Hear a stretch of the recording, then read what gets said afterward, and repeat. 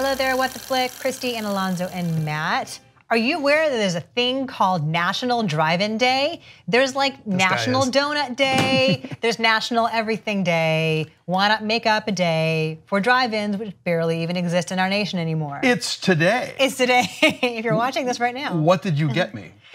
A bucket of popcorn. We got you this segment. This segment. All right, I love drive-ins. I think they're great, and they're a fun place to go see movies. And yes, not every movie is conducive to the drive-in experience, but I think, you know, if say you were one of the people that actually wanted to go see Johnny Knoxville in Action Point, you know, drive-ins would be a great place to go see one. With some beer. Ideally, that's between you and keeping it hidden from the people looking for that sort of thing. Yeah, no, today is National Drive-In Day in honor of the fact that the first drive-in in America was opened on June 6th, 1933 in Camden, New Jersey, screening the Adolphe Menjou film Wife Beware. What's that about? I have no idea, but I guess it's about a wife who is bewaring. What year was that? 1933. 1933. Yeah. Wow. Yeah, so before, like well before World War II even. Although obviously they didn't really blow up until after World War II. Where suddenly everybody had cars. Everybody had cars, I was gonna exactly, say, yeah. Cars were a rare thing to have at that point. So yeah, so the 50s and 60s were sort of the glory day of the drive-in, and now of course the real estate became too valuable for people to devote that much land to it a lot of times,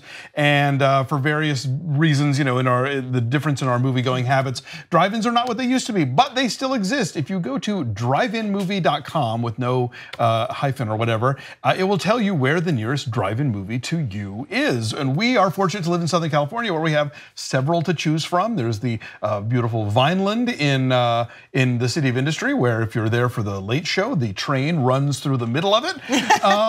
I'm personally a big fan of the Mission Tiki Drive-In in Montclair, which is beautifully maintained. Like, you go there and there's no cracked asphalt. They keep that place up.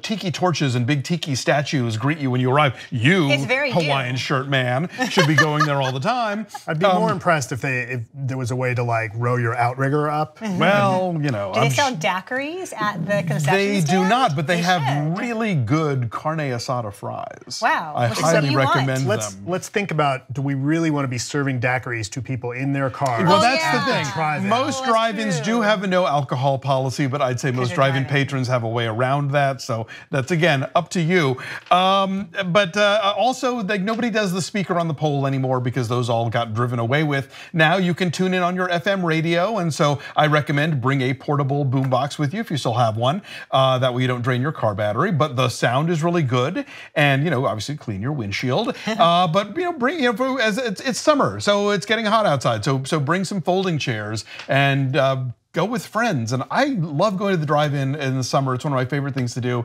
It's a bit of a schlep because because of the whole land thing. It's usually a bit of a drive from if you're living in the middle of an urban area, but they're just a blast. And so go pick some dumb movie this summer because there's going to be lots of them, and go see it at a drive-in. I think you'll enjoy it. We see scenes set in drive-ins in movies, right? Sure. Like the end of Pee-wee's Big Adventure has a big scene where they go to the drive-in and everybody's got the car themed to whatever their part in the story is, and you get to see kind of the curtain call for everybody in the movie. And Dottie had been trying to get Pee-wee to go with her to the drive-in for the entire movie. That's right, yeah. So when they finally go there, his promises kept, Pee-wee Herman. He went with her to the drive-in. Yes. Right. One of the scenes in Heat, the De Niro movie.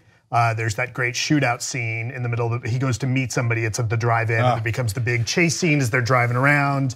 Peter Bogdanovich's Target says somebody's shooting somebody at a drive-in. There's a whole horror subgenre of like dead-end drive-in and drive-in massacre, and Are they about more than the title would suggest? Not at all. They're exactly what the title would suggest. So do you go to the drive-in to see a movie called Drive-In Massacre? Or is that it would be kind of meta. I don't know. If offered, I would. We were looking at footage just now about Grease, the very famous Sandy.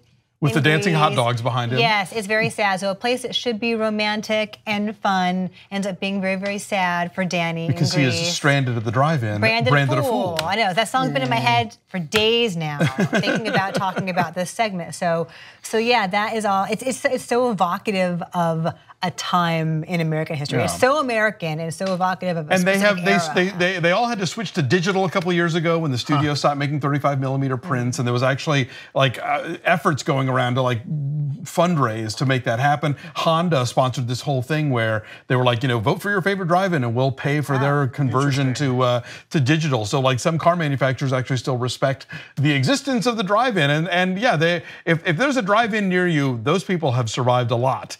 So support them. I haven't really been to the drive-through. I do remember a lot. I haven't been in the drive-in. You're right. I haven't been through a drive-through in a while either. But I haven't been to the drive-in in a long time. But I do remember as a little kid, my parents would throw my brother and I in the back seat of the car. In your PJs? In our PJs and blankets and pillows because they wanted to see a movie and they could just throw us in the car. So I saw the first half of a bunch of movies.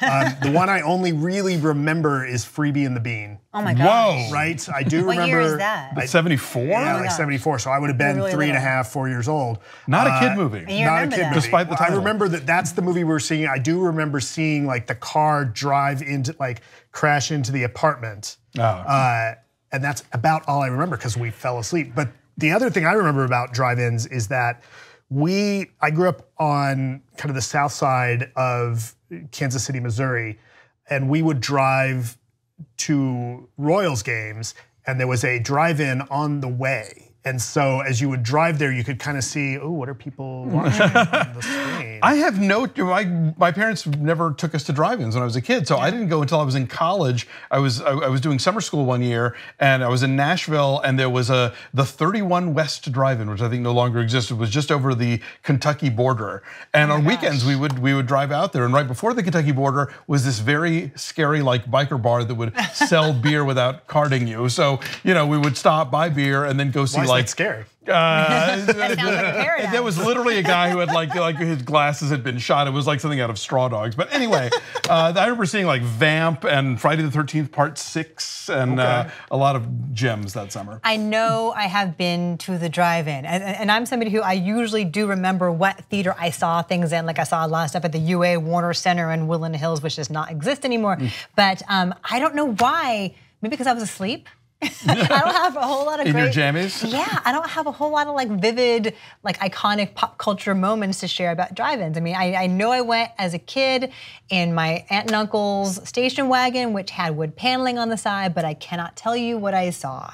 And I might have gone one to one in high school, but there aren't that many left. We should all go to the Mission Tiki this summer. I would like bring that. young Nicholas. I think Nick would like that. In pajamas or not. Yes. It feels like the movies, when the studios do the sing-along for the musicals, the drive-in feels like a great space for that, right? Because that way you've got the soundtrack and you can even participate as you're going back and forth to go get food or do whatever. Like it seems like that's kind of a big outdoor picnic party. Totally. Not a movie where you have to like really pay attention to intricate details. You don't want to see fences at the drive-in, but you do want to see a Fast and Furious movie. Or Tinker Tailor Soldier Spy. Exactly. Or Rocky Horror at a drive-in. Sing along. Maybe. Right, but that's a lot of space to throw rice in. I was gonna say, show the room there. You can all throw your plastic spoons. So let us know what your favorite drive-in movie experiences have been over the years, and what movies are the best kind to see there. And support your local open-air cinema. Yeah, go to the website that Alonso mentioned. Say it again. Drive-in movie with no punctuation.com.